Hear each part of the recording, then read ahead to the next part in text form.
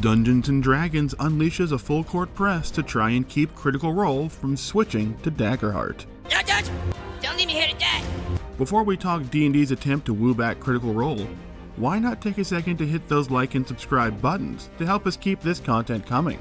And then, let's dive into the news. Critical Role's Daggerheart has been a bigger success than even they could have imagined, with multiple printings of the core set now having effectively sold out as demand for their new TTRPG keeps increasing.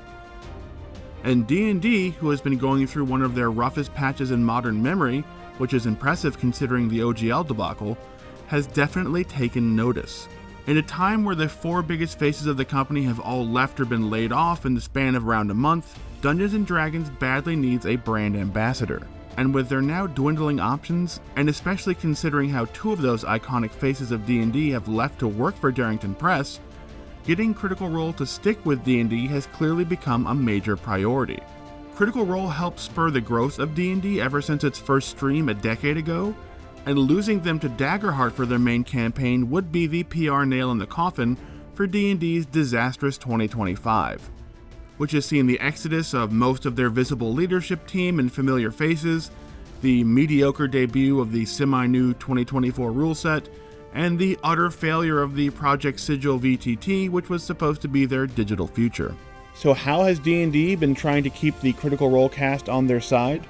Besides not only publicly showing support for Daggerheart over on their official social media accounts, and even having public praise for Jeremy Crawford and Chris Perkins both deciding to abandon ship for Darrington Press over at Critical Role, they have now paid for an Everything is Content stream of their new Dungeons & Dragons Horrified board game, which will be streamed on the Critical Role channel later today. While D&D used to be a constant sponsor of the show, specifically with D&D Beyond, in recent years they've become a very infrequent sponsor, although the cast continued to use their D&D Beyond products for their campaign.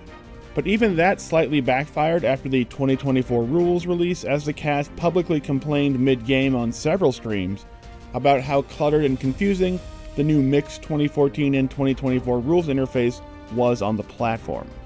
But with Critical Role pulling in some very good viewership with Age of Umbra, and the Daggerheart system selling so well, could even this recent blitz of pro-Critical Role PR convince the cast to give Dungeons & Dragons another shot for Campaign 4? We shouldn't have to wait very long to find out, as while we expect a fall release date for Campaign 4, we do expect an announcement about the exact date and the system it will use sometime in the next month once the cast returns from Australia. So what do you think? Is it too little too late from the D&D PR team, or should Critical Role stick with D&D for Campaign 4?